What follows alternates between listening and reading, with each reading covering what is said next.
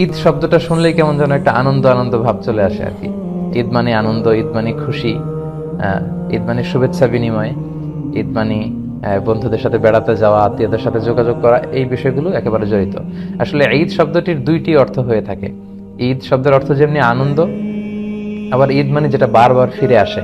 আদা ইউঈদু, আদা ইয়াউদু মানে যেটা বারবার আসে, বারবার ফিরে আসে। তো ঈদ হচ্ছে এমন একটি আনন্দ উৎসব যেটা বছরান্তে দুবার ফিরে আসে প্রতি বছর।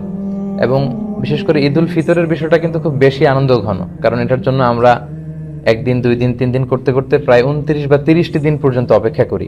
এজন্য বিষ্ণু সাল্লাল্লাহু আলাইহি ওয়াসাল্লাম বলেছেন যে লিস-সাইমি ফারহাতান, ফারহাতুন ইনদা ফিত্রি ওয়া ফারহাতুন ইনদা লিকাই রাব্বি। যারা সিয়াম পালন করে তাদের জন্য দুটি আনন্দের বিষয়। এক হচ্ছে তারা যখন 29 দিন বা 30 দিন রোজা রেখে তারপরে শাওয়ালের 1 তারিখে যখন তারা খাবার গ্রহণের মধ্য দিয়ে ঈদ পালন করে, এটা একটা আনন্দ।